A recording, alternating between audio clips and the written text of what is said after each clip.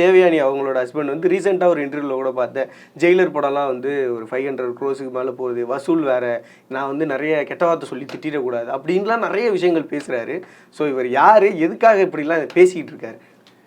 எனக்கு வந்து அவர் ஆரம்ப காலத்தில் சூப்பர் வுட் ஃபிலிம்ஸில் எப்படி அவருக்கு வாய்ப்பு கிடைச்சதுங்கெல்லாம் எனக்கு தெரியும். தம்பி தான், அருமை தம்பி. நீ எத்தனை வெற்றி படம் கொடுத்துருக்க, இல்லை எத்தனை படம் டைரக்ட் பண்ணியிருக்க, எத்தனை தயாரிப்பாளரை வாழ வச்ச, ஒரு இளவும் கிடையாது, எதுக்கு இந்த வேலை பண்ணுற நீ? அன்பு சகோதரி தேவயானி சம்பாத்தியத்தில் உயிர் வாழ்ந்துட்டு இருக்க நீ ஏதாவது 10 விஷயம் சேர்த்தியா? தேவயானி தான் சம்பாதிச்சு உங்கள் ஊரில் ஒரு பண்ணை வீடு கட்டியிருக்கு. தேவயானி தான் 2 பிள்ளைகளை படிக்க வைக்குது.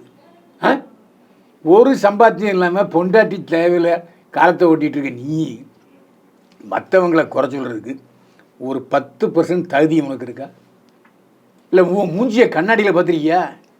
நடிகர் சிவாஜி கணேசன் சொன்னார் ஒரு நடிகரை பார்த்து, அந்த நடிகரை நீ பெரிய நடிகர், ஏண்டா அவங்க வீட்டில் கண்ணாடியே இல்லையா அப்படின்னு கிண்டல் அடித்தார்.